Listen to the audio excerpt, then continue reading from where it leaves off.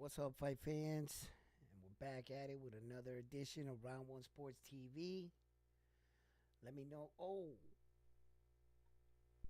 now let me know if you can hear me out there. Okay, I'm gonna let a couple people get in.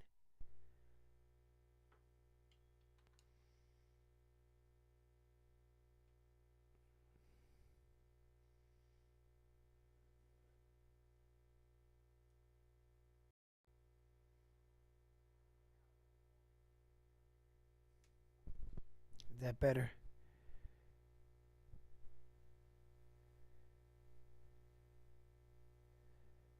All right. I just make sure I'm gonna let a couple people get up in here. And while I wait for a couple people to get in here, I'm just gonna get situated real quick.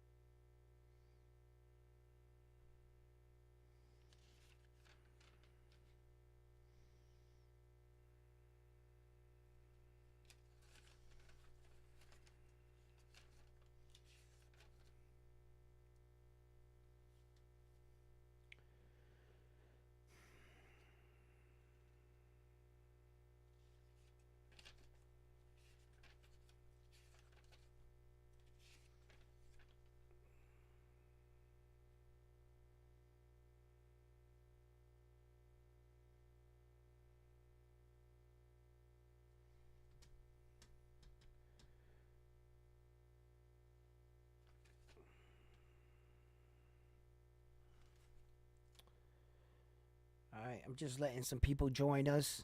All right, we got a couple people joined in. We're gonna get this show started. Got a lot to cover. I just wanted some people to start joining us before we start kicking it off. How you guys doing out there today? We have some fights coming on the way. Well, we have the return of Conor Ben. So I wanted to talk about that fight right there. He's going against Peter.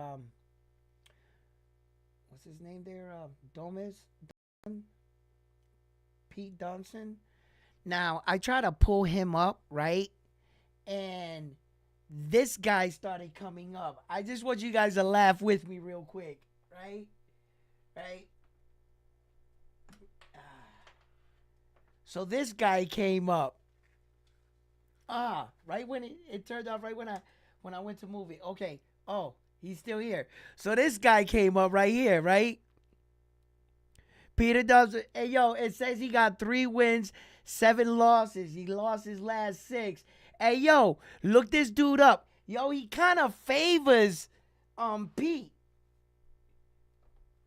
They got kind of like the similar name, but he's got an R at him. He's Peter. He's Pete. Pete. You know what I mean? But yo, that's crazy. 1 letter off, they look you up. Hey, yo, on first glance, it looks just like him, bro. Unboxing record, look him up, but put Peter. Same name, same last name. Yo, it kind of favors him. Yo, it's crazy. He got knocked out 7 times. I was like, come on. Did they really just put Conor Ben against this tomato can? But he's not. Both fighters are undefeated. Conor Ben's coming into the fight. He's 22. He has 22 wins. And like I said, this is a big fight for him right here. I was looking at the press conference coming in, and they was going back at each other, right? And they was taking some shots. And shouts out to the guy that came up in the mud. You know what I'm saying? I could relate to that, right? So, he goes and he's like, man, I came up. Conor Ben was born with a silver spoon in his mouth. His father was a champion. His father's a millionaire. His father's the one that got him all these fights. I earned my fights. I had to struggle and say yes to every fight. You had, you were paid the way, right? And then they was like, yo, Conor, what you think about that, right? Conor Ben gets on the mic, right? Y'all seen the interview? If not, go check it out, right? He's like, there's a difference. He says, yeah, I might have not came from the mud, but I fight because I love this shit. I didn't have to fight. You know what I'm saying? I fight because I want to. There's a difference. You fight because you have to. He was like, y'all hit it with the 1-1-2 back, right? I was like, ooh, right? So, exchange of words, it makes the fight just that much more interesting. I just think that, after all the talking, Ben, he's going to have to perform. And he's going to have to come out and show the world. And he's fighting an undefeated fighter, an American fighter.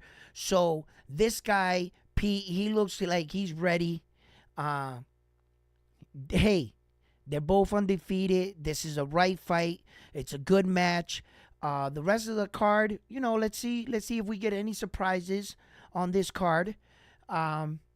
But I want to check it out because of the accusations of the steroid testing, the way he went about it. He said about the meat and everything.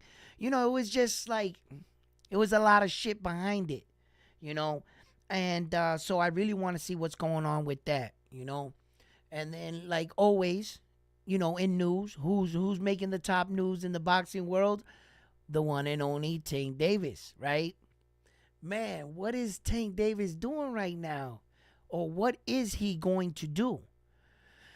Now, I want you guys to pay close attention to what's really going on in boxing.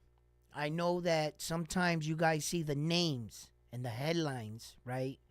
And it kind of like, you just, all right, yeah, this guy's fighting this guy. I get it, right? But let's pay attention to what's going on. First of all, in the 140-pound weight division, it seems like, not too many people are fighting the people they should be fighting. The only two people at 140 pounds right now fighting who should they be fighting is Teofimo Lopez and Jamaine Ortiz. Those are the only two 140-pounders right now that are actually taking care of business. Okay? All right. So, and mind you, right, that actually that's not so. Jamaine Ortiz, well, he was the 135-pounder. Yeah, he's a 140-pounder now. You can say that, okay? All right, because this is what I'm saying, right? Rolly Romero is fighting Usyk Pitbull Cruz. Usyk Pitbull Cruz is a 135-pounder. Just don't let the name blind you. He's actually not fighting anyone in his weight division. The reason why I brought up Tank Davis is because the argument on social media has been Tank Davis and Devin Haney. When are they going to fight? They're saying now that, Tank Davis's team finally kind of came out and said, yo, bro, stop trying to bully Tank Davis to move up to fight you. Why is Devin Haney focused on Tank Davis? One, it's the biggest money fight. I get it. But Tank Davis is a 135-pounder. You left the weight division. Fight somebody in your weight division, my man, Devin Haney. Start to, leave Tank Davis alone. When he starts talking, flapping up, just let him go. You know what I mean? Because actually, that's not a fight at the 140.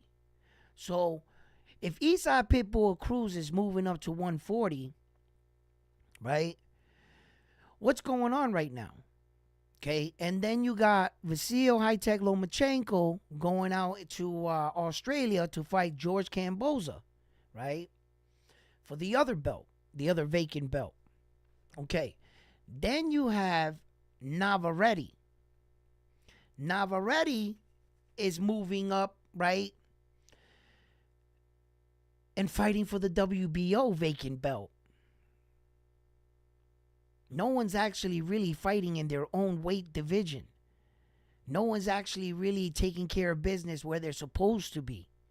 Everybody seems to be wanting either to jump up, jump around, or chase someone else. Get themselves in a case like Errol Spence Jr. and Terrence Crawford, in which, in fact, I'm hearing that fight is off. Yes, you heard that correctly.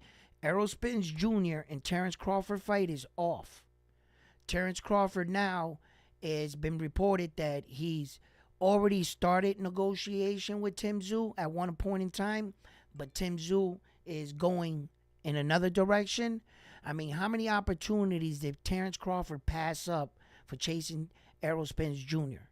How many opportunities could crossed Terrence Crawford's table and he couldn't take it because he was in the rematch clause negotiation still with Errol Spence Jr.?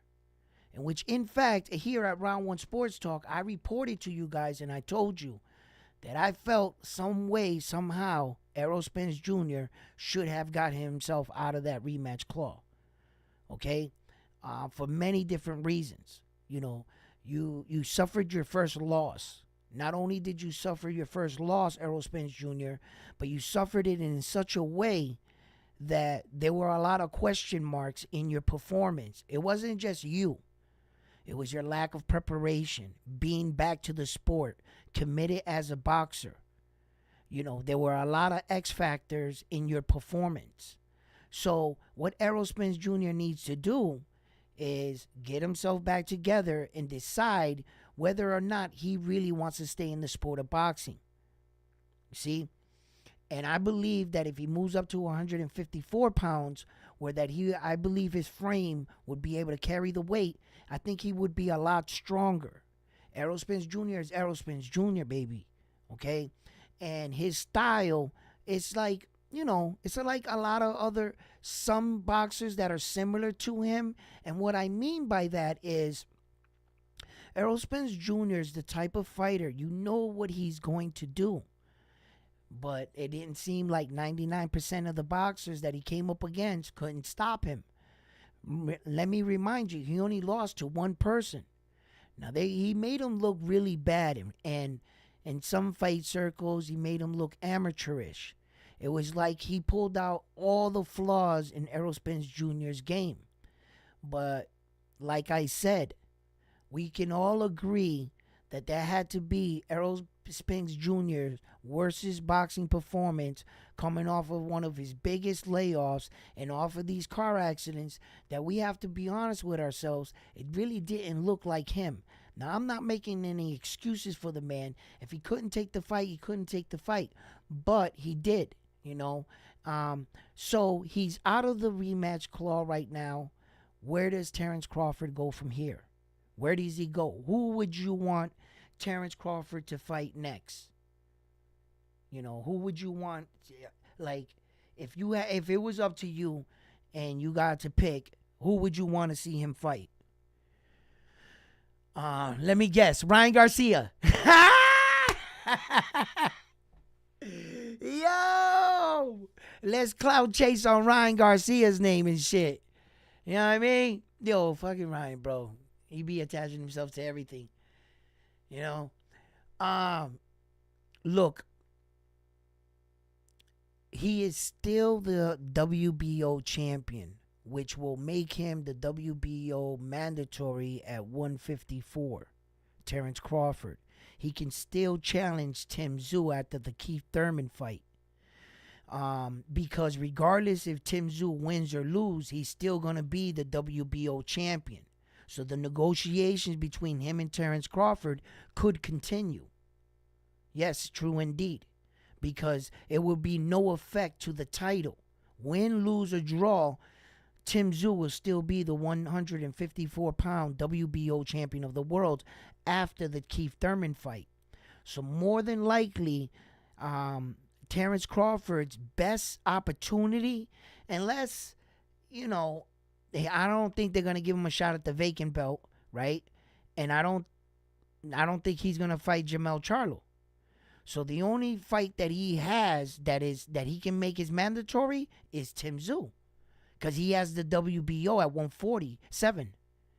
So that'll make him the mandatory at 154. So he can push that fight against Tim Tszyu right after the Keith Thurman fight, in which, in fact, he still will be champion, win, lose, or draw. So that's what I can see for Terrence Crawford. Listen, let's just get this out of our heads. You know, sometimes I like to entertain it, But a fight between Terence Crawford and Saul Canelo Alvarez, that's not going to happen, guys. That's not going to happen. So, what's up? All right. What's up? All right in the building. My man. Monkey Crazy, what's up? Yo, what up, baby? Oh, shit. I had the thing down. I didn't even see none of the messages. My bad. The boxing channel. Yo, what's up? What's up, boxing channel?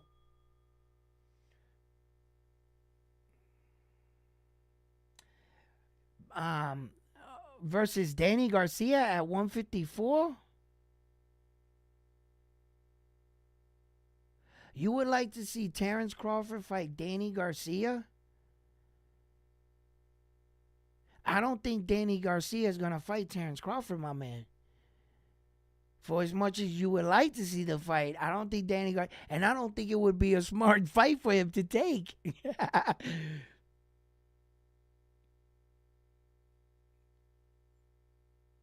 It's up in the air right now for upcoming fights. You know, there's just, look, I'm just reading the landscape. That's all I'm doing in boxing right now. I'm just reading the landscape, right?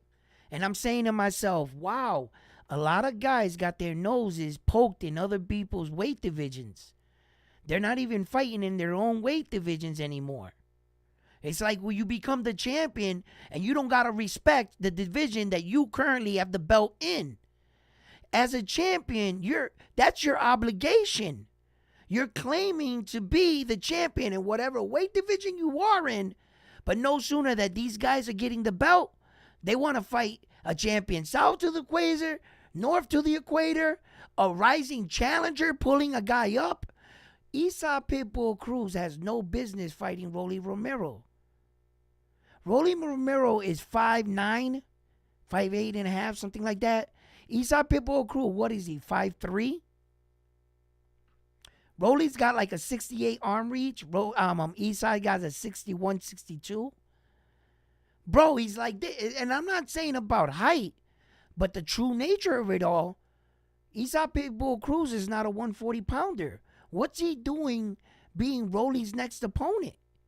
When it was rumors that at least Ryan Garcia was willing to fight him. Now, that was a fight that was very interesting, and I was like, I'll watch that. I was like, oh, okay. Yeah, that's an interesting fight. Then the likely, why isn't he fighting the old man, Rolly? What's going on? Didn't all this thing come out? Didn't they give him an interim belt to satisfy because the fight was cut short? Didn't they put Rolly on some kind of probation with the belt? What was all that about if he just turned around and went and fought someone else? So what are these rules put in place for? Oh, you can't fight no one else. If you fight anyone else, we'll strip you. He fought someone else. Can I get a round one? Yo, go say, is that what not just happened right before your eyes? Did not, come on, man. Like, they're doing whatever the fuck they want. Now, if it was for the fact that the old man wasn't going to be ready, right? Which this comes into question, right? That would be an excuse. Okay. You can't really say that.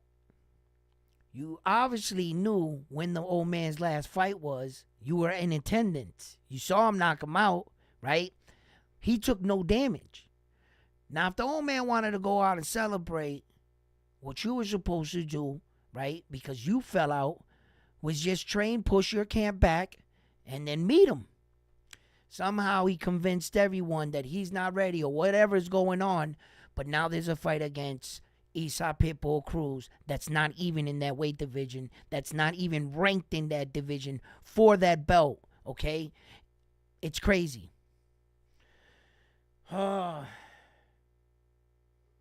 Yes, it did. Yes, it did. Guys, I'm telling you, man.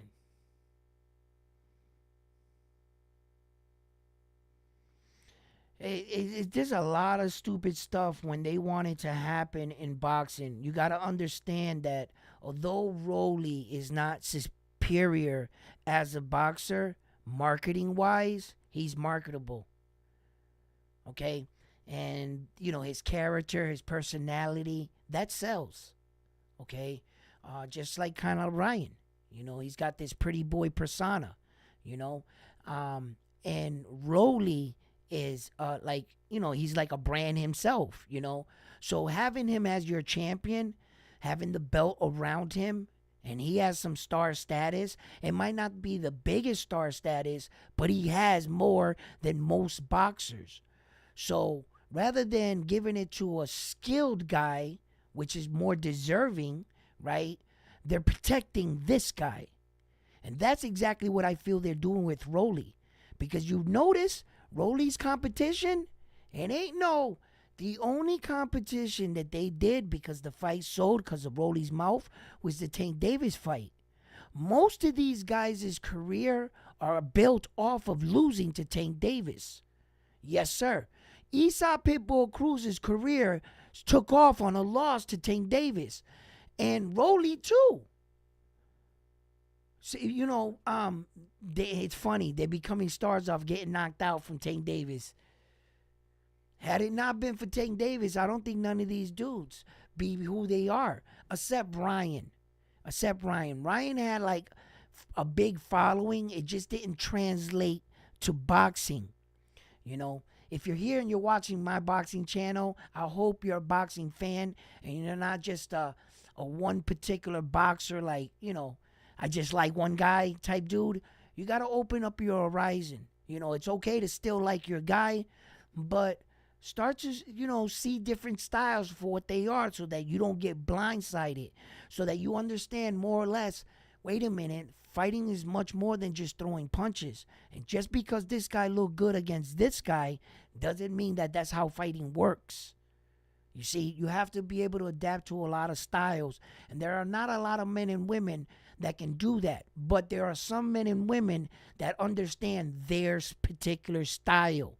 Fighters like Navarrete, he understands himself. Fighters like Canelo Alvarez, he understands himself. Fighters like Errol Spence Jr., he understands himself.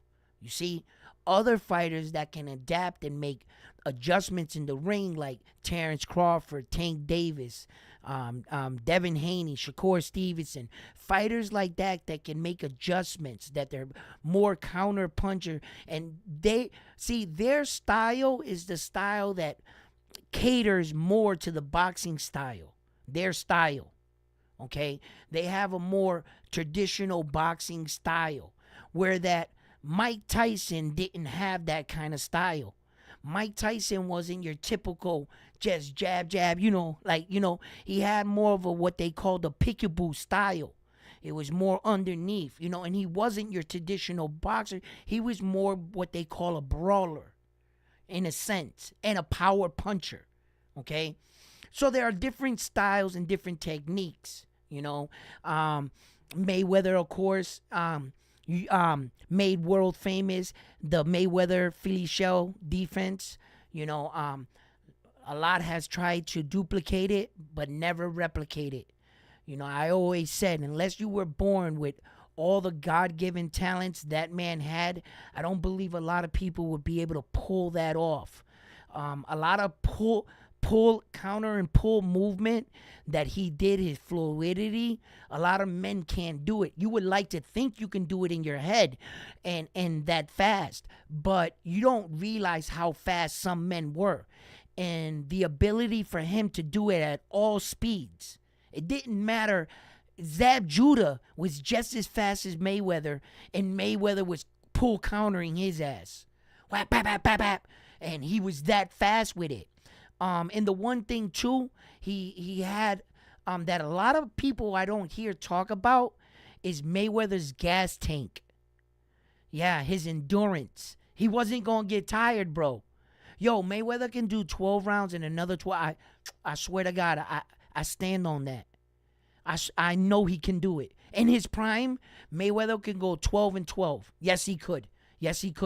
And it was It was truly like it was cool as shit to see him. Yo, he was fresh as a daisy in the ninth, 10th round. I remember.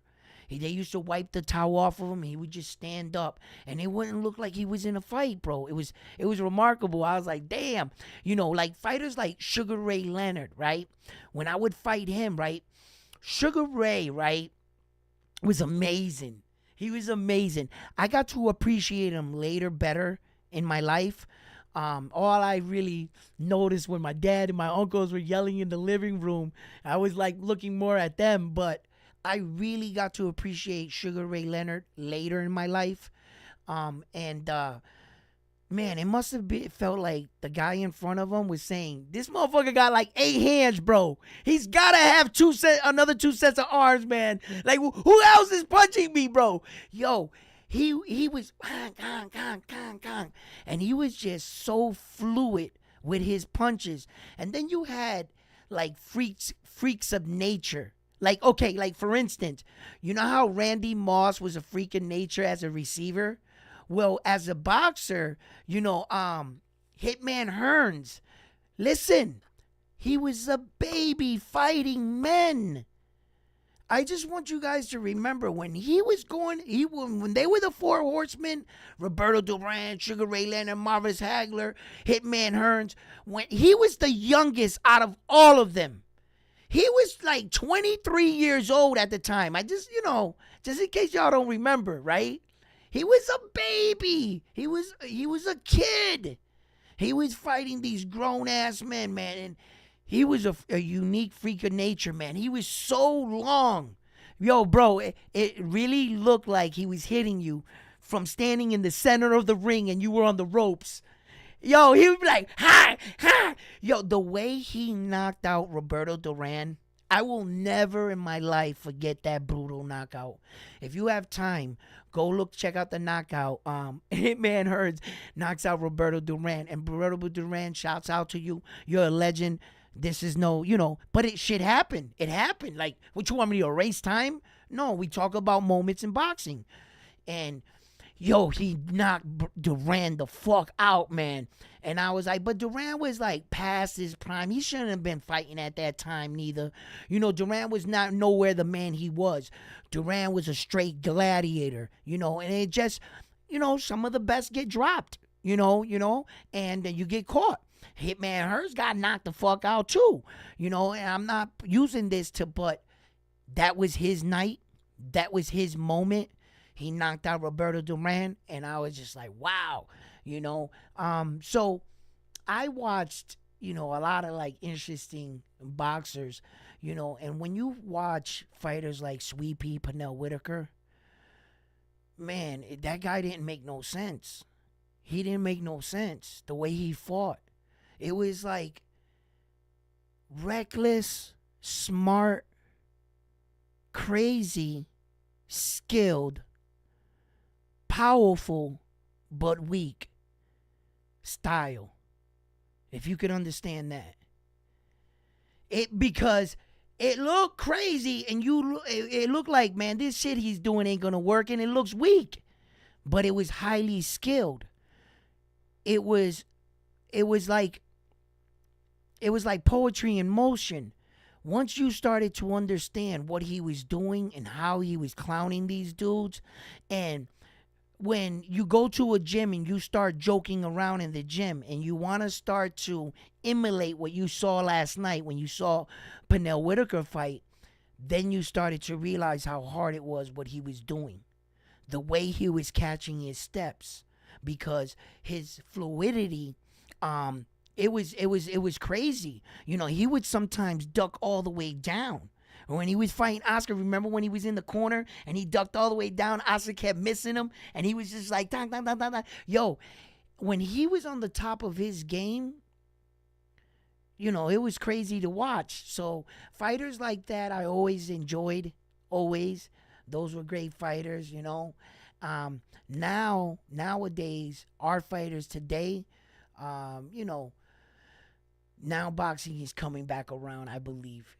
I believe that boxing is making its way back up the ladder with the talent that we have now. Oh, I definitely do, man. There's a lot of guys out there that I be watching them, and the one I keep praising him. He's young. I wish him the best. But Abdullah Madison, man, that kid looks pretty good. It's more than just his punches. And the fact that he's so much polisher than a lot of kids his age, it's pretty impressive. Just the things that he understands. If I could, I'll make a tape on it, and break it down. He's doing some things inside of the ring that, yeah, it would take a long time to teach your average fighter. So it's obviously that he was gifted with the ability to understand fighting. Okay, he understands that fighting has to do a lot more than just throwing punches.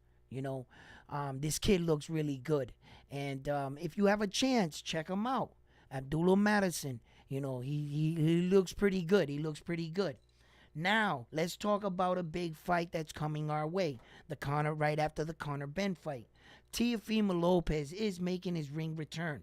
And he's making his ring return against the one and only Jamaine Ortiz. Now, this is Jamaine Ortiz's biggest challenge up to date. I mean, he did fight Loma, okay? Both of these guys have fought Loma. And I'm not going to read too much into that. I'm not going to say that how one guy looked against Loma and the other guy looked against Loma, that this is the way it should go. No. Loma's not in the equation. He's the only man not in the equation. They're fighting each other. Remarkably, in my opinion, I believe they're kind of like mirror images of themselves.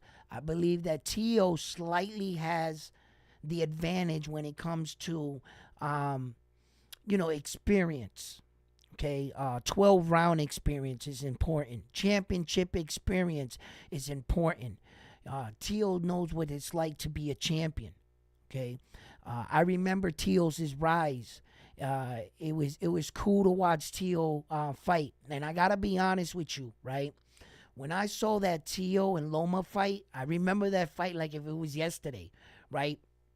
I called my older brother. My brother knows, he know, and we were talking at the beginning of the fight. We both hung up. We didn't want to jinx the kid. I said, I'll see you after the fight, right? And we sat there and we watched that fight. I was a little skeptical about the fight because it seemed like I was just waiting for Loma to start. For 5 rounds, I was like, when the fucking Loma's gonna start this fight? And I was just like, is it really this easy? And then Loma turned it on. And he started catching Teo, and I was like, ooh. And Loma started to bank rounds. Teo came out strong in the first half, and Loma came out strong in the last half, right? But what really impressed me about Teo, and this is what I speak of, is championship experience. And whether or not do you want to win. As a boxer, the first thing you have to decide, as a boxer, and I say this with all respect, are you willing to die in there? That's the truth. That's the truth. You have to ask yourself that question. Are you doing this to see how, just to see how far you can go? Or do you want to be a world champion? Is this something you really want to do? Okay? And then you become a boxer, you build on that, That's when Teofimo Lopez showed me in that moment he wanted it. When Loma entered that 11th and 12th round with Teo stood his ground. And Teo slugged it out with him. He didn't allow Loma to bully him. And every time Loma caught him, he regathered himself and he pushed the action. Teo showed this is what he wanted to do. Now, what happened after that fight, what takes place in his life, I'm not talking about any of that. That doesn't carry over into the rest of your life. In that moment, that's how he felt. That doesn't mean that he's going to go into every fight and bring it. Sometimes you can lose the dog you once were. It happens to a lot of fighters. Now, Jamaine Ortiz, on the other hand, this is his opportunity. You know, when you see fighters just like Pete right here against Conor Ben, he's saying, man, you know, they never gave me the fights I wanted. I had to climb my way up, you know. Well, Jamaine Ortiz is being given an opportunity right here. And this is his opportunity right here to show the world that he belongs. Both of these men knows what at stake at this level in the game. When you're talking about belts being on the line, that's exactly what's on the line, belts. So, look, I can't call this fight right here, Jamaine Ortiz and Teo. I understand that you look, Teo on paper is the more experienced out of the two, and you're supposed to give Teo the edge on this. Well, you know what? I'm not giving Teo the edge. This is a real 50-50 fight for me. This is a 50-50 fight for me. I don't know if you guys know a lot about Jamaine Ortiz, but that kid can fight too. And I think he can fight with all of them at 140. You know, whether or not he can win, time will tell. But can he stand and bang with these guys? Yes. And if I had to put the kid up against any of them, I would put him up against them. Win, lose, or draw. You know? So we're going to see how this fight, that fight right there turns out. There's a lot of other fights. Just let's remember that Foster is going to be fighting too, Nova. Okay, so we're going to get the Foster and the Nova fight. I got Foster in the fight. I like how Nova's looking lately. I do. I like how he's looking, right? I just think Foster's a little bit more craftier, a little bit lengthier. I think Nova, he takes a little bit of time to warm up, and he's a little stiff for me. He's a little stiff in his movement, right? And I just believe Foster is going to come out, and he's going to get Nova to fight his fight. And I think he's just going to secure the dub. So, yeah.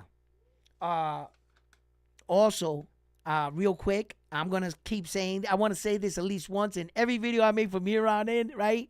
I'm telling you right now, Tyson Fury is going to show up to this fight. Tyson Fury is going to show up to this fight.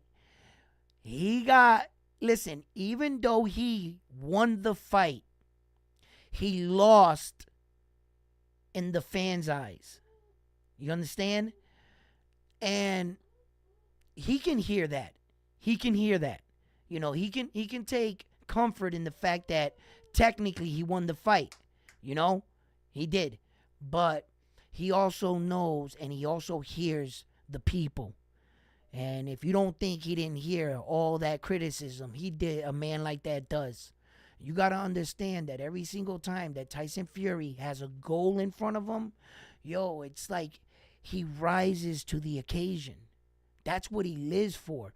That was Deontay Wilder's mistake for calling that man out. He was a mess. He vacated the 3 belts, Tyson Fury, at this time.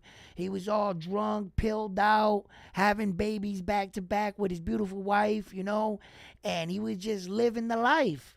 He was like, listen, and then one day he turned on the TV and Deontay Wilder was like, yeah, I'm glad that bum retired, because if he didn't, I was going to knock him the fuck out.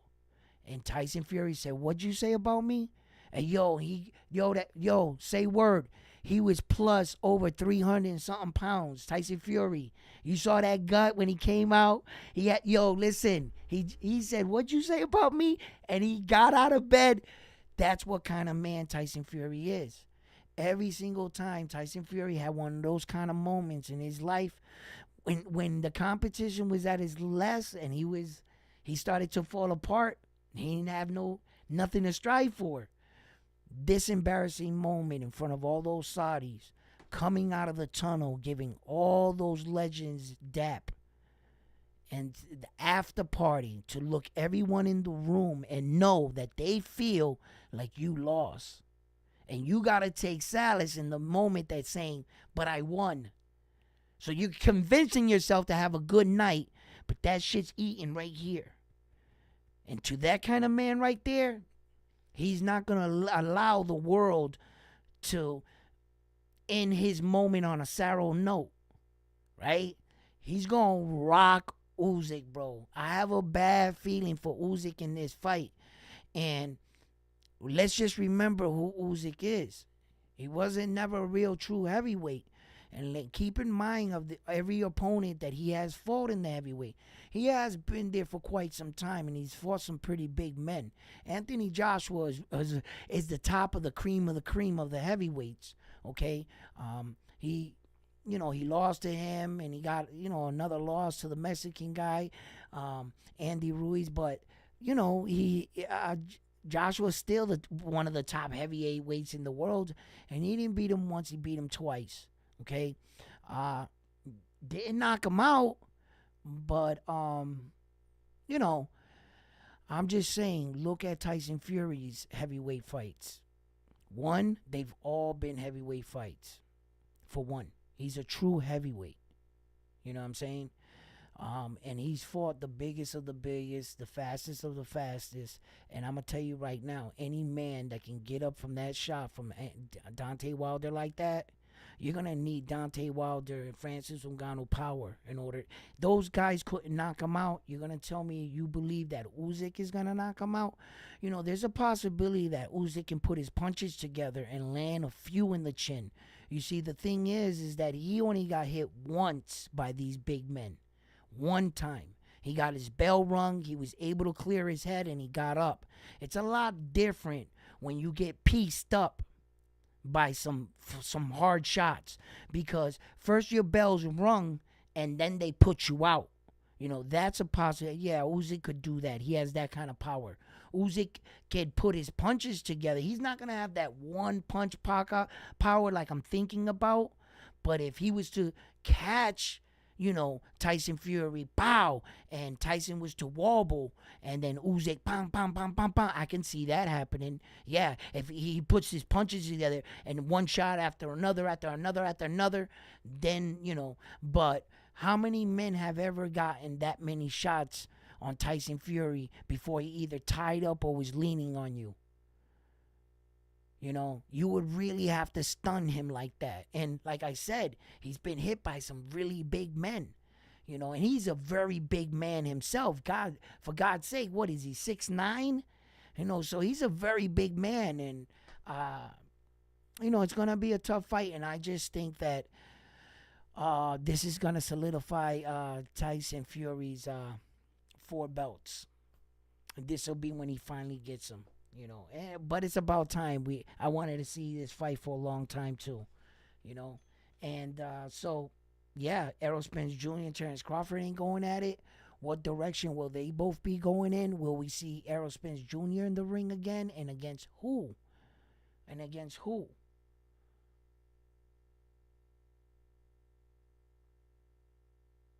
Really?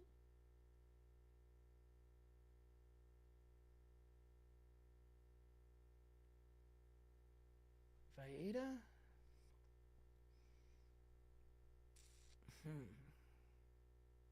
Yeah. Fuck. I tell you what though, right?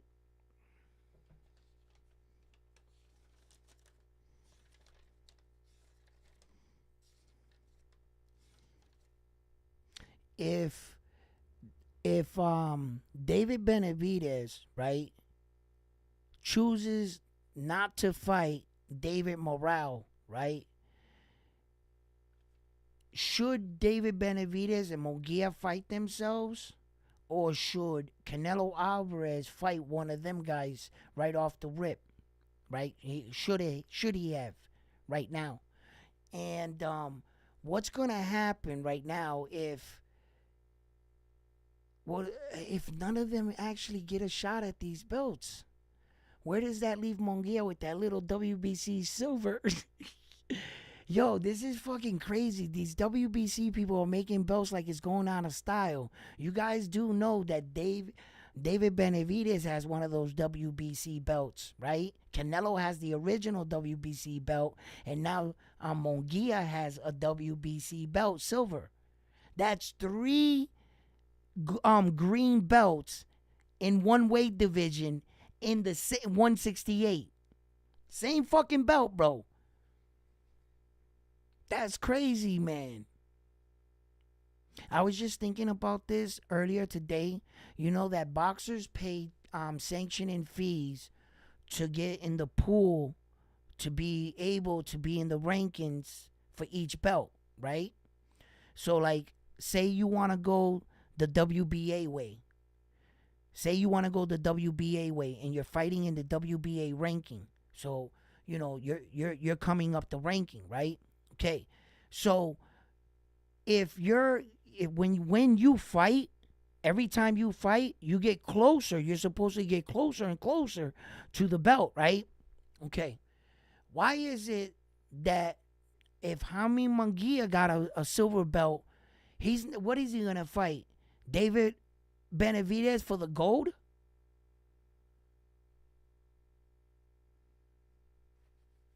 And if David Benavidez wins, does he win his silver? This is fucking bullshit, bro. I was thinking about that earlier today, and I was trying to figure out that puzzle. And I know that interim belts are kind of like a prison. By them winning individually those belts, they're never going to fight each other, are they? That's what usually happens to interim champions and regular champions. They never meet. When's the last time you saw the interim champion and the regular champion fight against each other? I'll wait. Anybody? When's the last time you saw an interim champion unify with the regular champion? Once you get into those interim belts, it's kind of like they want you to defend them. The silver champion is never going to fight the gold champion, and the gold champion ain't never going to fight the real champion. So that's kind of like how I'm seeing it right now. And I don't think we're going to get some of these fights. Like my man said, fucking boxing is in the air right now. It really is. The more I sit here and I start to think about all kinds of shit, nobody's asking to fight anybody in their weight division. Everybody's avoiding everybody. Why isn't Devin Haney still trying to pursue a fight with Matias? That's a great fight I would love to see. I know they started negotiation and Bill Haney said that he priced himself out. But okay, you don't drop negotiation there. You send them another offer. You know, if you really want that fight. But yet Devin Haney's on social media right now only talking about one person, Devin Haney. Unfortunately, Devin Haney fights at 135. You're trying to drag him up to 140. On the notion that okay, he's fought there one time before. But he's not really a 130, I'm a 140 pounder. He's a 135er. So why don't you just leave Devin Haney alone? I'm Devin Haney. Why don't you leave Tank Davis alone? Leave him in 135, bro. Leave him alone. And fight somebody in 140. Defend the belt. Defend the WBC. If you ain't got nothing else to do, if you don't want to fight any other the champion, well then just fucking make a title defense. At 140 though, but give a guy at 140 a shot at the belt. You know? See what happens there. That's what he should do. He should just mind his business, leave Tank alone, man, and let Tank figure out who the fuck Tank Davis is gonna fight. Which in fact, Tank Davis is probably gonna end up fighting Frank the Ghost Martin. That's what I think was gonna end up probably happening. I'm not sure.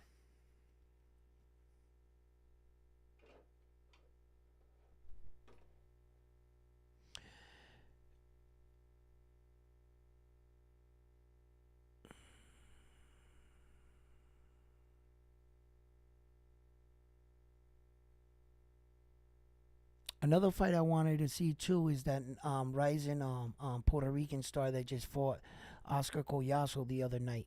Oscar Collazo looked real good against that lefty man, and even though that's the first time I really paid attention to him, what struck me in the fight was his record, being having that many few fights in order to be a world champion. So obviously they saw something in the kid that he was ready for a title fight. Then he wins the title and he makes his first title defense, and that's when I really stumbled upon him. He did some really good things in that ring, but it just makes for further potential fights, big fights. And I was talking about this. Oscar Collazo, I don't really know how big he walks around. I would like to know a little bit more about him. I always like the little guys because they're fast as fuck, right? And, it's good when you see a little guy that has power because it brings a lot of excitement to it. It's when you go down the divisions, you lose a lot of your power. When you go up, you gain more power. So when a guy like that can crack like that, it's cool because it's a lot of skill involved. And as for myself, I like to see a lot of skill fights. I love my occasional banged out, knocked out, drag fight. Don't get me wrong, and I always love your exciting fight or your guy that comes back from behind. But for the most part, I love the sweet science.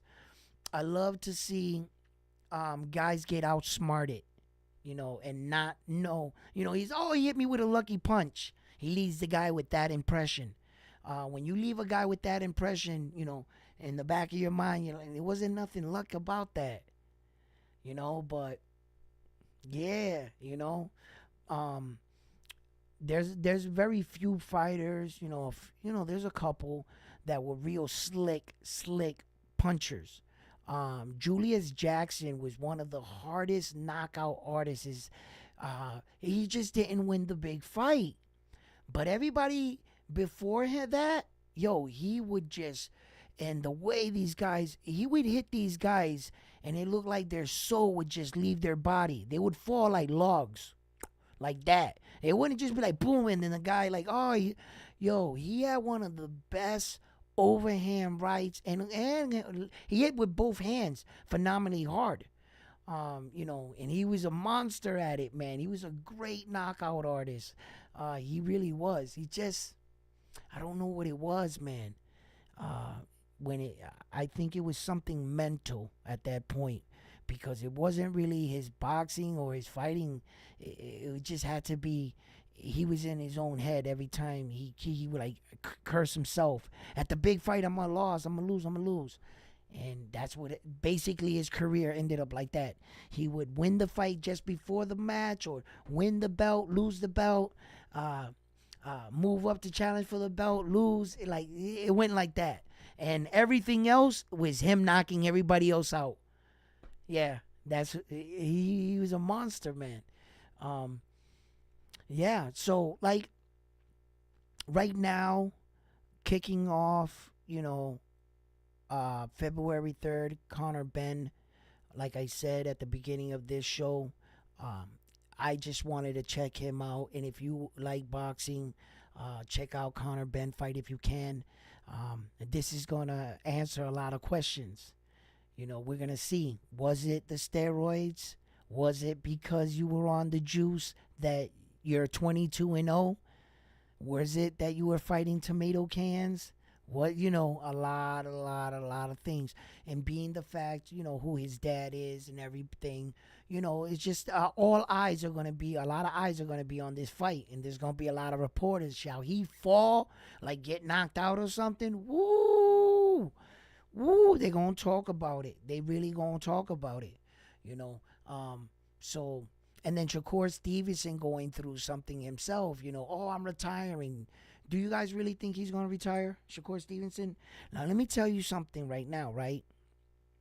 Interesting enough, think about the men that he mostly reveres at a high standard that are around him. And one of the men in particular is Ward. Andre Ward. Andre Ward always talked about getting out of boxing early, undefeated, retiring with the money, but retiring with your senses. And And he said, get in, get out. That was his motto. A lot of people said that he retired early in his career. If he's Shakur Stevenson's mentor, this is what he's been telling him for a long time. And then I think another thing that plays in the factor is the performance that he had. Something was wrong with him. Something happened to him on that night. And now he had this fight scheduled up, with Navarrete, but just because you don't get that fight, you're calling it quits? You're saying that the sport's corrupted, that this is all bullshit? That's not the first time a fight's gotten canceled for Shakur Stevenson, I'm pretty sure. That's not the first time he had an opportunity that slipped out of his hands. Did he call it quits then? So it's definitely not that. You can make it sound like that all you want, Shakur Stevenson, but this is not the first time a fight's been pulled on you. You ain't never quit the sport before. What's really going on with Shakur Stevenson? That only Shakur Stevenson can answer, unfortunately. I also find it ironic that that's the second fighter that's promoted by Jay Prince that are talking like they don't want to fight anymore, and both men are in their 20s, like mid-20s, when they both came out and said this. I find that ironic too. I don't know.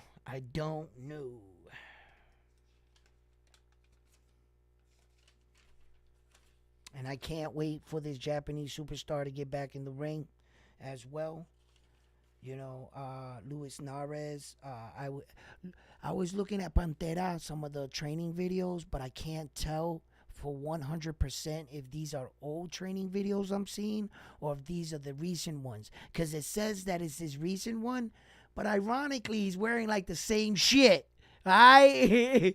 So I'm like, So, no, I just wanted to look at a couple to see where he's at, because he's everybody in the world knows what's going on with this situation with the Japanese dude and Luis Nares. You got to be under a rock if you don't know what's going on right now with that situation. Luis Nares went out to Japan, defeated the Japanese star at the time. They made him the villain.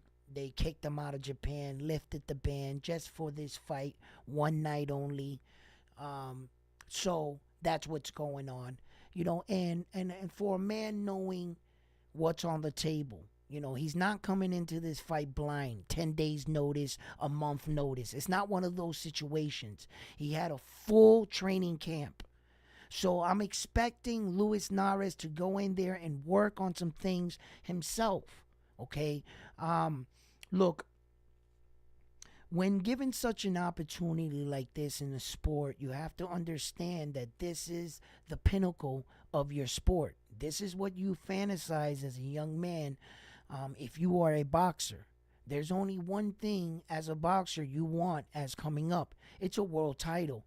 And as a fighter, you'll take any one of them. Whichever one you get an opportunity to fight for, I'm pretty sure you're going to say, yes, I will fight for that belt. And if you were successful and you won that one belt, that would probably be the best moment in your life. It would probably be the pinnacle of where your skills have brought you. Am I right? Okay. Well, then times that moment by 4. Because Luis Nares is getting a shot not at one, but all 4 belts. And that's what kind of opportunity is in front of him. So I'm pretty sure that him and his team recognize this moment.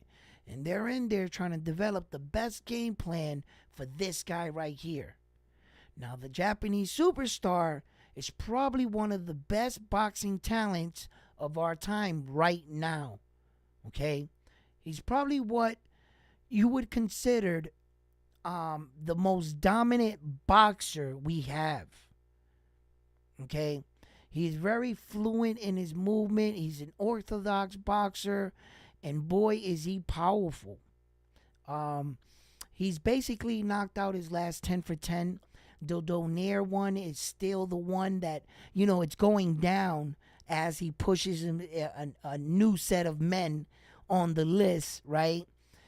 But, you know, I he knocked Donaire out there in that one. But if it's going to go on paper, that's what it is.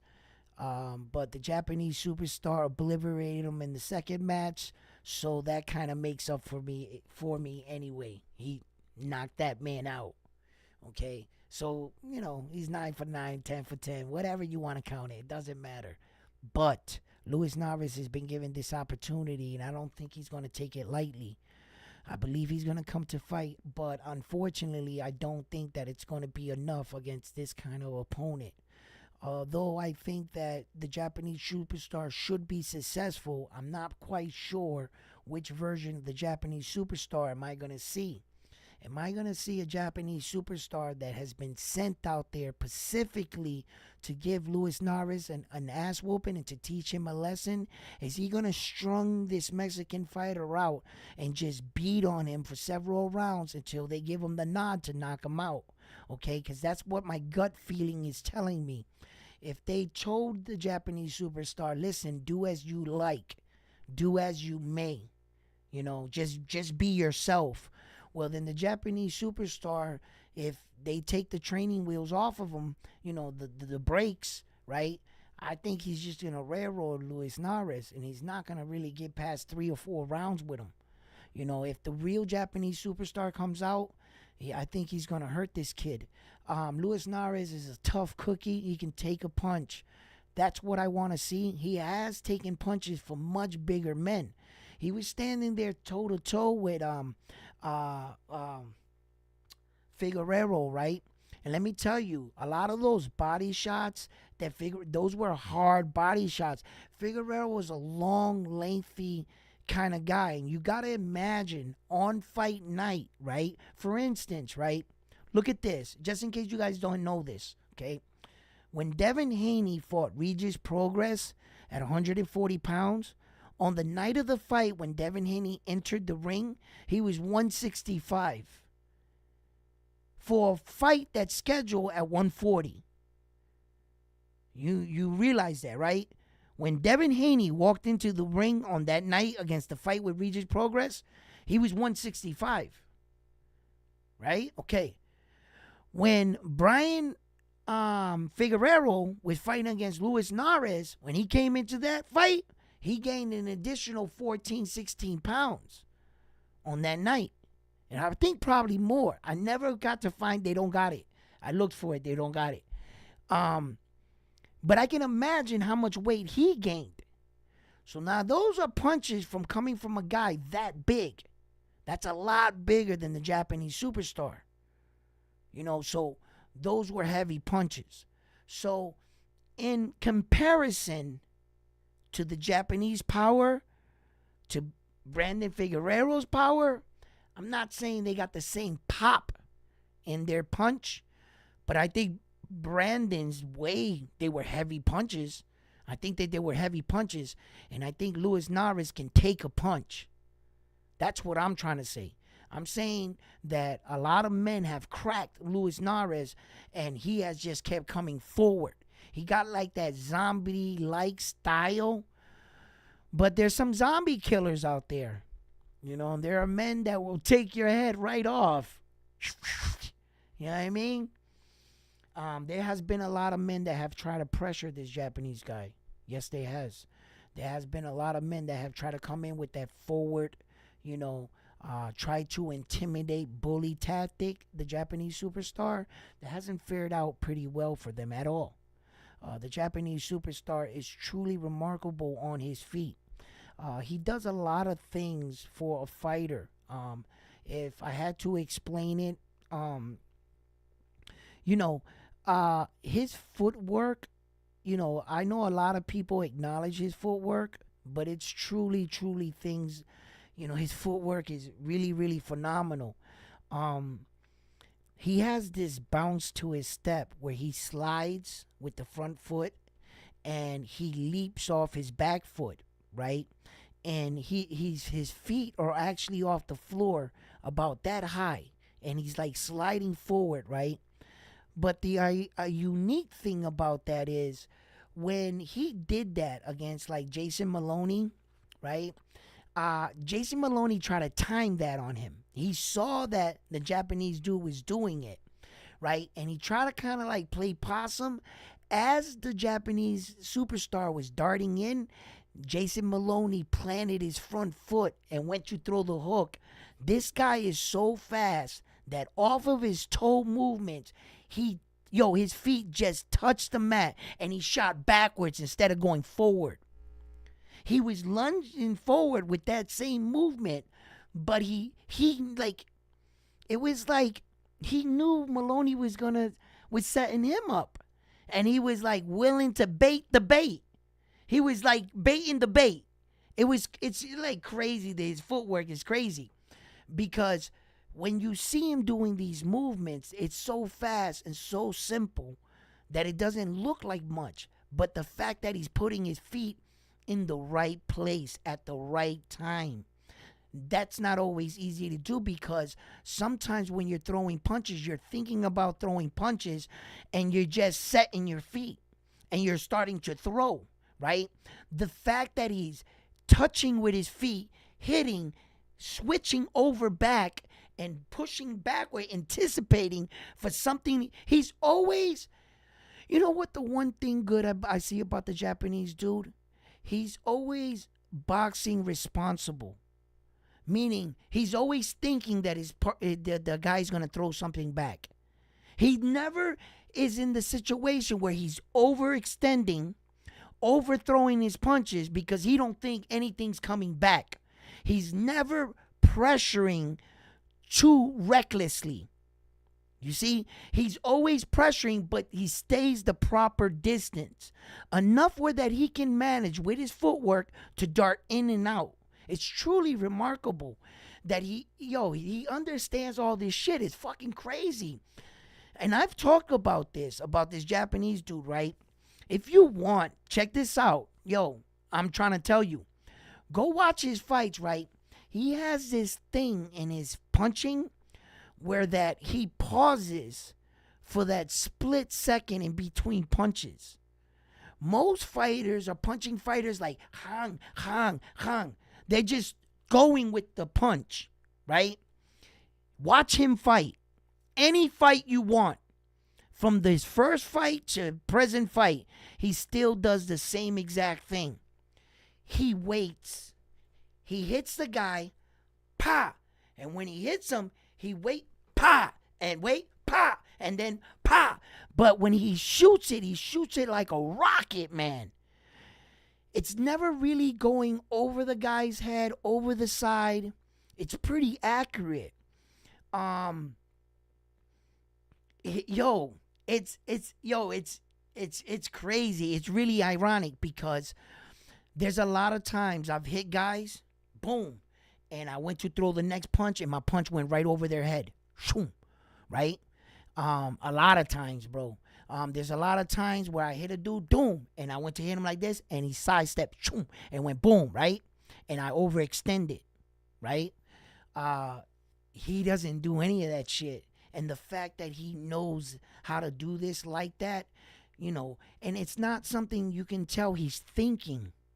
That's the crazy thing, that you can tell that all his movements are coming just second nature to it. It's just like, that's how well polished he truly is.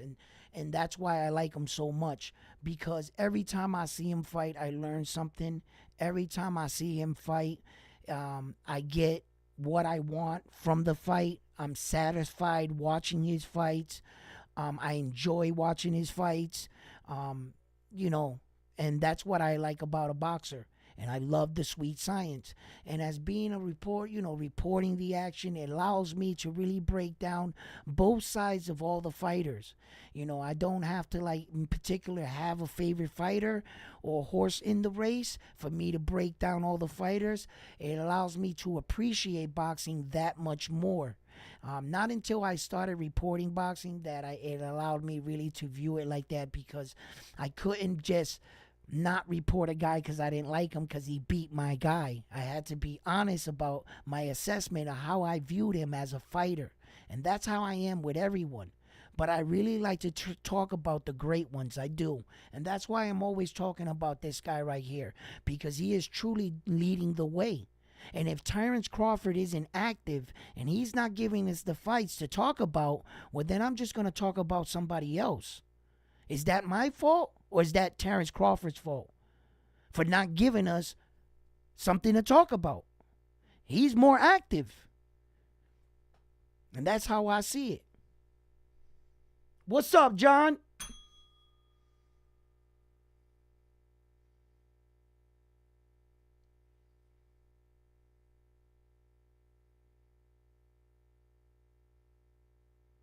What? Whoa, whoa, whoa, whoa, whoa, whoa. Back up. Now, wait. Yeah.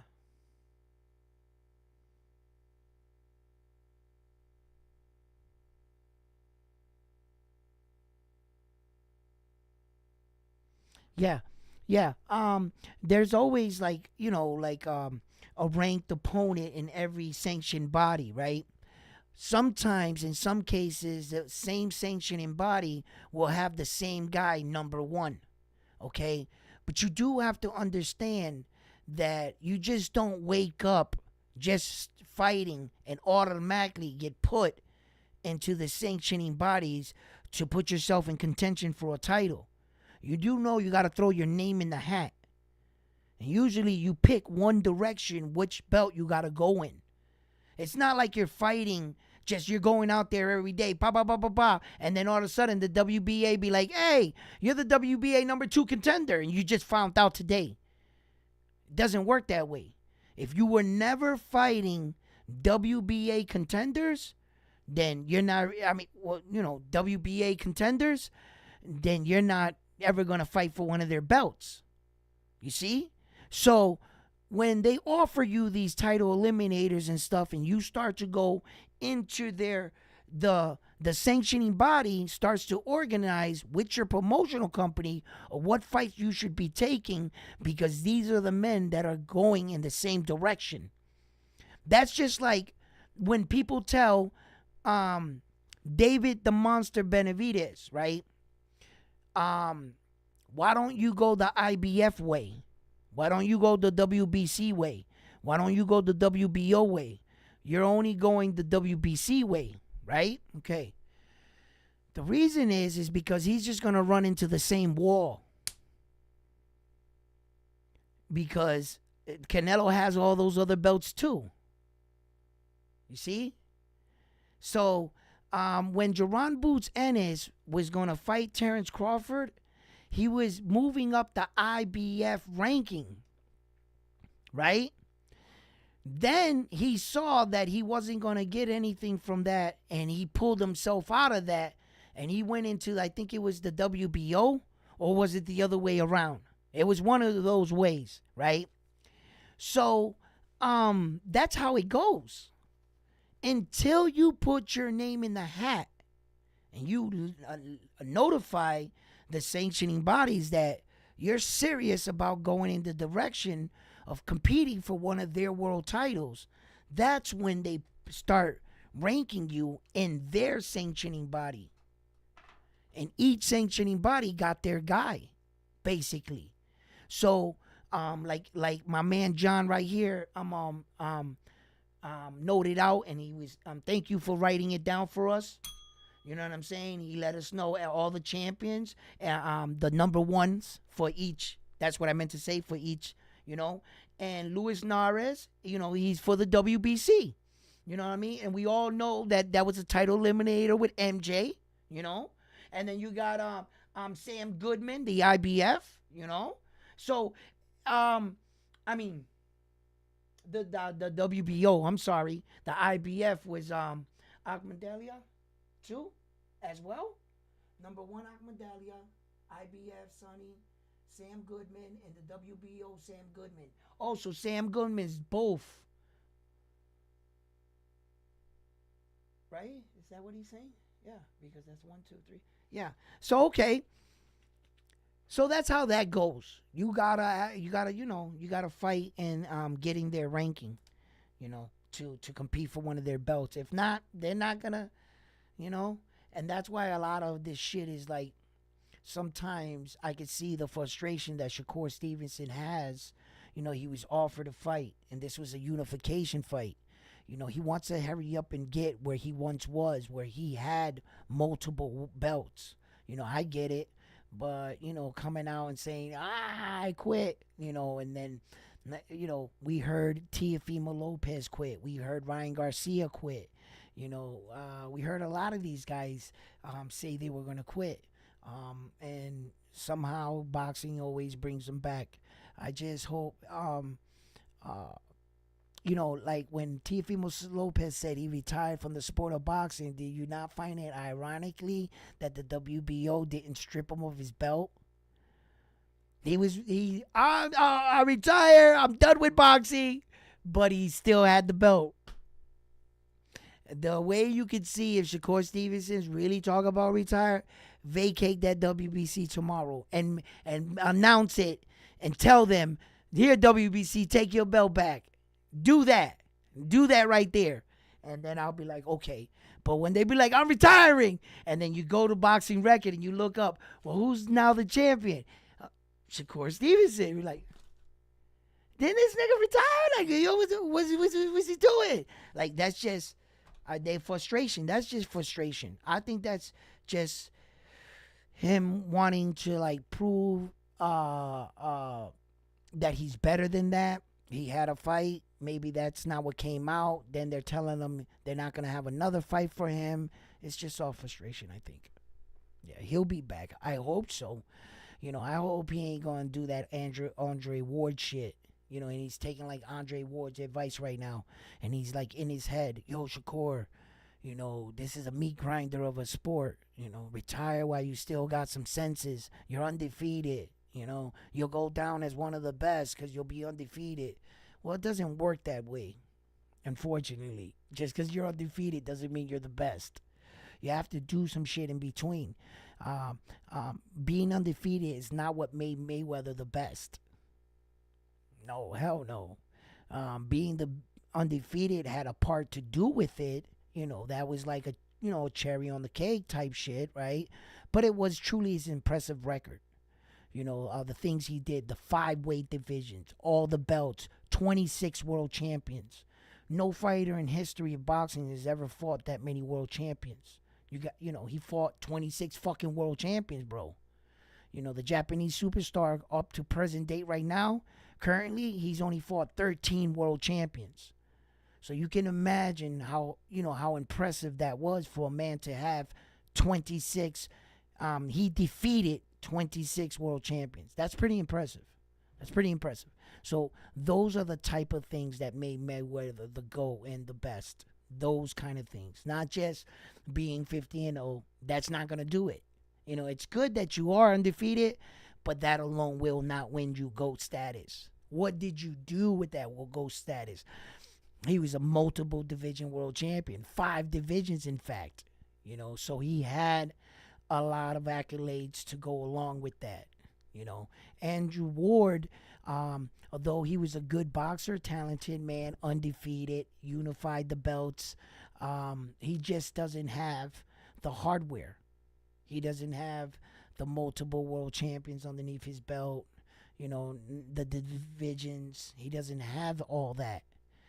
There are certain things that must qualify you to get you in the conversation for GOAT status, and you must please all those things before you can get in the conversation. You see? So, although some men do have some of these things, they're just not in the conversation.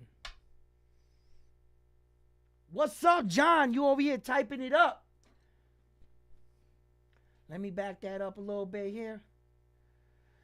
Okay, he says, no, I already read that one. These are the number 1 rankings for each belt.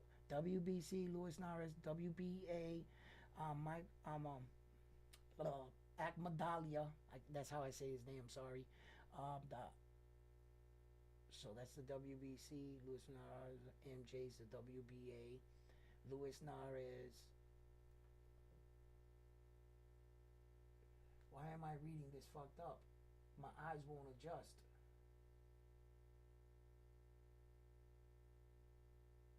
Oh, okay. I got it.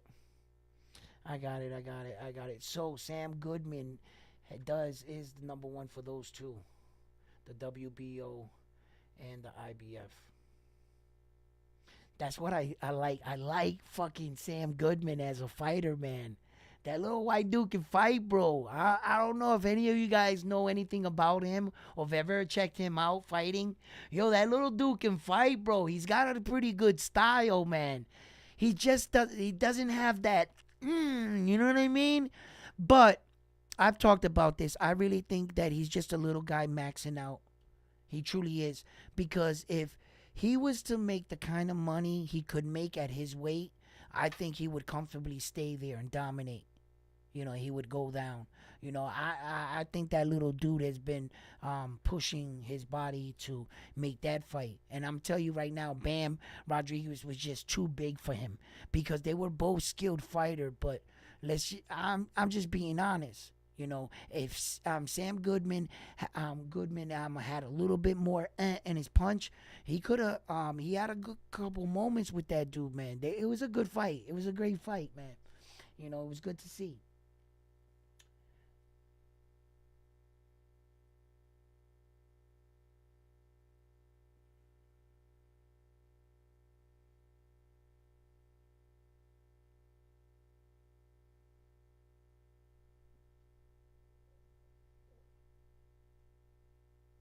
Yeah, those are a lot of the good Japanese fighters right there you're naming off.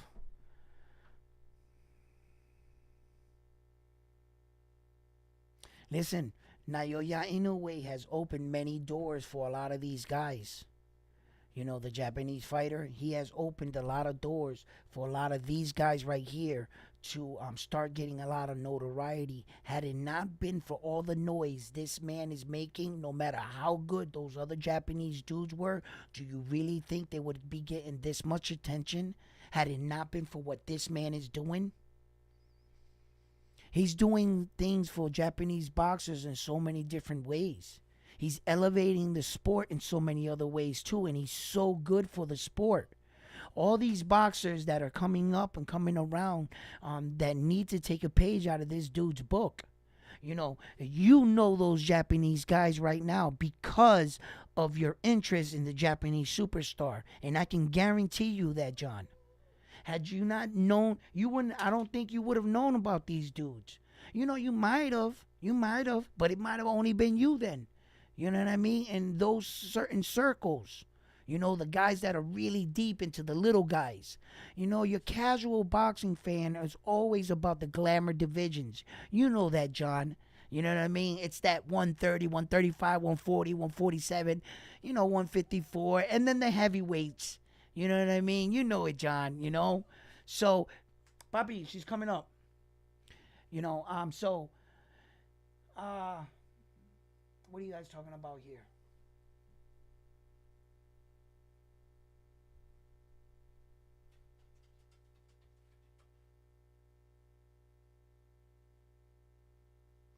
Yeah, they are brothers.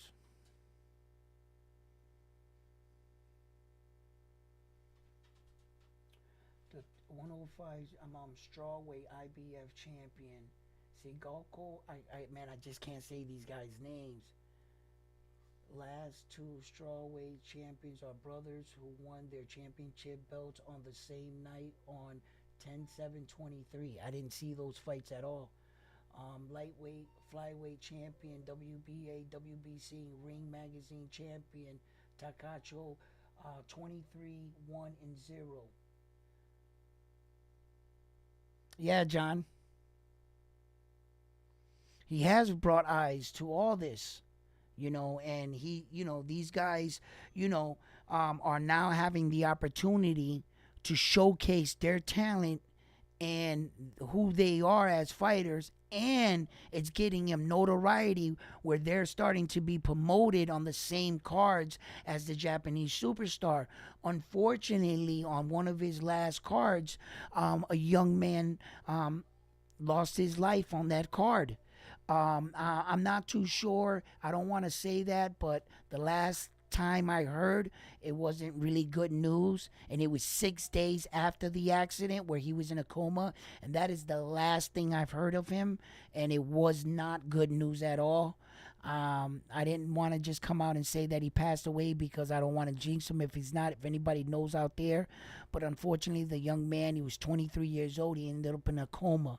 And that was on a Naoya Inoue fight card. It goes to show you how hard these kids and these men are fighting to compete, to get recognition, and to get the love and the status of this Japanese superstar. You know, what an honor to fight on his card, you know. And the way that, you know, leading up into the fight, how would you perform? You know, you being Japanese and everything like that. And I know an opportunity like that, if I was fighting on a night with Terence Crawford on the card and they were like giving me the Terence Crawford award, like they were giving those guys that night, on they stood to win on that night the Naoya Inoue award. Yes, and they were fighting for that award. The winner of that fight was going to get a bonus check for winning. They went in there and they tried to kill each other. Neither men wanted to take a step backwards, and neither men was willing to fucking lose. This, in both of these men's mind, this was both of their moments.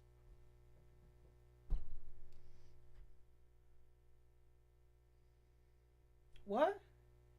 He has nothing more to gain.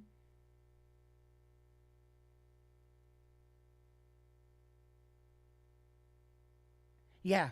Not even the fight with MJ is promising at 122. John, once he makes this title defense, he has nothing else to prove at 122. You are right, and I am with you on that, my man. I'm going to tell you right now. He needs to just make the title defense and move on.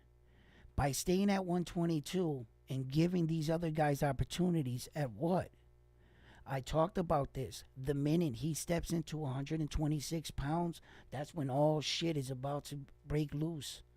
That's when shit's going to get real. Because I'm telling you, that's when names are going to start getting moved around in the history books of boxing. He will be entering his 5th weight division. That will tie some of the greats out there. Not only will it tie, that means he would have 5 belts if he's successful. That also starts him on his journey of what?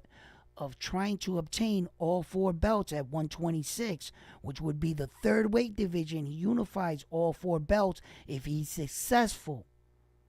Now, if he pulls this off.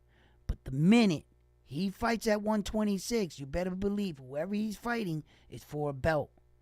So if he ever schedules a fight at 126, I know it's going to be for a belt. Guess what? That'll be his 5th weight division with his 5th belt. Now it's up to him to get all 4 of them.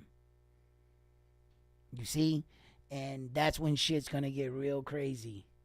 Because now he's actually in the room with some of these great men. He's not in the room yet. He only has 4 weight divisions. The minute he ties him, the next one over surpasses him. Okay? Now he's venturing on with Manny Pacquiao. You see? On those type things.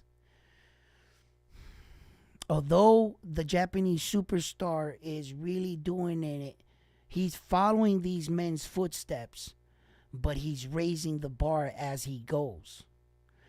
Manny Pacquiao never had all 4 belts. Neither did Mayweather. You see? So yeah, we are saying that these guys have more divisions, but he had more, the Japanese superstar had more belts in each division than each of those men. So when it's all said and done and the numbers are tallied, that's when the Japanese superstar's record is just going to crush these guys' record. And it's going to be like a tidal wave. You know, these guys can only hope. Their only hope is that he falls. That's it. That's their only hope. Because if he falls, according to Manny Pacquiao, it brings him into where he's at, where he has lost. You see? Manny Pacquiao don't walk around saying he's undefeated. As of right now, he does. You see? And this man does. You see? So they're in those kind of conversations. In order to lower the bar, he has to lose. So if he loses, man, that's going to take a lot off of him.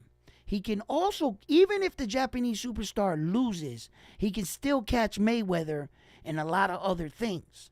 And Mayweather knows that. But that would be one thing he wouldn't catch him. You know how arrogant he is. You know, as long as he got one, you know what I mean? You know? Because as far as successful in one division, he's more successful than all of them. If you're going to count through the divisions, okay? He's coming up in a better time in boxing. He's not coming up like when Mayweather came up in boxing. I'm pretty sure if he came up in the same era that Mayweather came in, I don't think this Japanese dude would be getting all 4 belts. First of all, in those eras and times, the sanctioning bodies didn't like unifying all their belts. So it was hard to do that anyway and to convince them to allow that to happen. And it was much easier for a champion to duck another champion back then.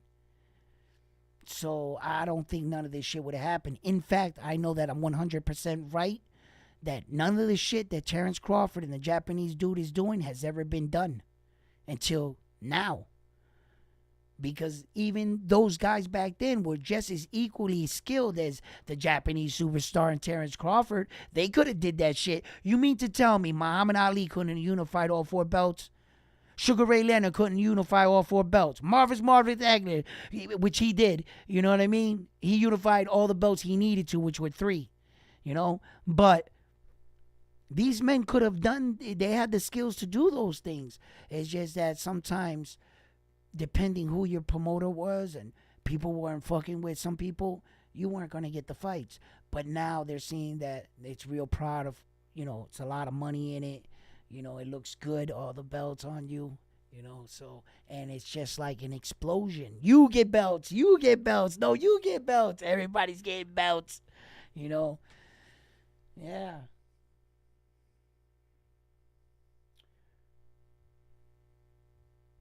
De La Hoya has 6 weight divisions. Yes, he does. Yes, he does. Sometimes I've mentioned De La Hoya's name, right? And because of the lately, you know, a lot of the criticism he got with the, yeah, I mean, you know, that Dana White and him were going all over him, and it made him look a little bad. But when De La Hoya was De La Hoya, and De La Hoya was in his prime, the real golden boy, that boy was dangerous. That boy was dangerous. He was like a babyface assassin, bro. I used to think that, bro, honestly, I used to think De La Hoya was going to get fucked up every time he came out and fought, bro. I was like, look at this pretty dude. Hey, this dude, bro, he looks like a Mexican Superman. They had the hair gel like this, and he had the little curl right there. He looked like the Mexican Superman. He looked like he was Clark Kent all the time. Ladies, yo, Oscar had the women, though, bro. Oscar, man, Oscar was doing his thing, but he can fight. Oscar wasn't no 6th division world champion because they gave him belts. Oscar won the fights he needed to fight, bro. He sure the fuck did, bro. And I can admit this. I can admit this right now. You know, the statute of limitation has passed. And I will admit this, and my family can hear me and everything. Every single time you told me when we was watching an Oscar fight, because he was the Latin dude, yo, we all cheering for Oscar, right?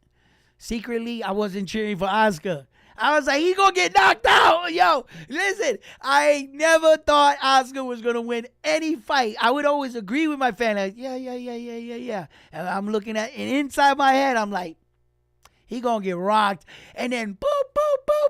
Yo, I was like, he made me a believer. He sure did. But I had to take Felix Trinidad. You know what I'm saying? When they came into their fight, of course, the house was divided now, you know. We was, so, but those were epic fights, and he was truly a great champion. He did a lot for the sport, and he's done so much for the sport. I know that the sport is ugly in so many ways, and there's so many scandals in the sport, but Men like that came up, ate, bred, slept, eat boxing, and the way that Oscar evolved in boxing. For God's sake, he owns Ringside Magazine. How much more deeper in boxing could you be? How much more of your life could you give away to boxing? Like, all your wife and kids gotta be around you is boxing and shit. And ironically enough, Oscar never wanted to be a boxer. His father was his coach at the time, and he forced Oscar into boxing. Oscar hated boxing, in fact. And he hated his father, too. They never got along. They would always collide. His father had a big ego, and then as soon as Oscar got old enough to get away from his father, that's exactly what he did. He got from underneath his father and became a man and started doing and fighting the fights he wanted, and that was a father and son boxing thing that didn't make it, in fact. Some don't and some do.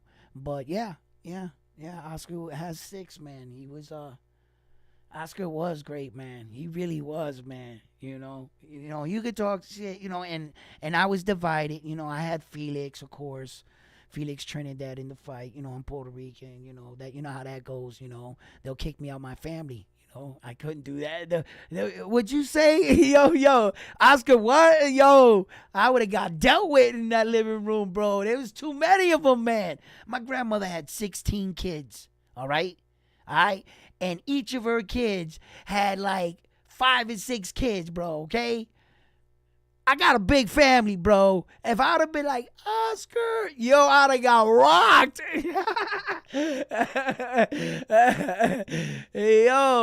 I would have never did that anyway because I was too much of a Felix Trinidad fan at that time. He was just the next best thing. Fighters like, before Felix Trinidad, in fact, one of my favorite fighters was Hector Camacho, Macho Man. He used to come out with that little thing, and he was just a good performer. He was a good performer. He always brought a show. Later on, at the tail end of his career, when he retired, and I heard his wife talk, I really came to find out how talented he really was, because she admitted this motherfucker never trained. He would train 3 weeks before the fight, and he did all that in his career on just like God-given talent. Had he put hard work and dedication, I can imagine what kind of champion he would have been. But for young men like that, sometimes coming up, a lot of fame, fortune, money, no guidance, and nobody really there to whisper in your ear, you're only a man. You're only a man. Stop thinking that you're like, and you need people to keep your head level. If not, it could be a dangerous thing. That's a double-edged sword. Not everybody, thinks that. Sometimes fighters think that it's going to take another fighter to beat me. And sometimes it's not even another fighter. It's life itself. It's your decisions that takes you out. It's that ride in that Corvette Lamborghini. It's that night when you flip it. It's that night out when you sleep with that woman that has a certain disease. It's that night that you went out partying, got out your car and got shot. Life can take you out. It might not be a boxer. You might have never lost in the ring. Fighters like Salvador Sanchez. He never lost in the ring. A car took him out. So. But listen, fight fans, I love chopping it up with you guys. I hope you enjoyed this video as much as I enjoy talking with you guys and chopping it up. Oscar, like Ali, is still a good looking guy, but Pacquiao beat him up. Why you always gotta bring Pacquiao up into it and beat him up, man? Why you can't let Oscar get his little moment? You had to remind the world about the beating he took from Manny Pacquiao and the rivalry he had with his coach, Roach, and the argument and the bitter. Come on, you had to bring all that up. You had to dig. You know what I mean? You couldn't let Oscar go, could you? Without bringing Manny into it. You know what I mean? Yeah, stick it to him. Real fan right there. Real fucking fan right there. You know what I mean? Any opportunity to get his guy's name in there. You know what I'm saying? Yeah. Yeah, respect, baby, respect. You know what I'm saying? But listen, guys. Wifey got home. Dog was barking for a little bit. And I'm going to wrap this one up. I just wanted to jump on. You know, I had promised you guys I would come on at 5. I said in my last video when I saw 5 o'clock today, I was like, shit, you're going to have to stay on that. You're going to have to stand on that. So, you know. Yeah. Anything to bring them in. You know it. Real fan. You know, but listen, guys, love you guys. Always love chopping it up here at Round 1 Sports Talk. I'll be back at it. I'm going to make another video from here.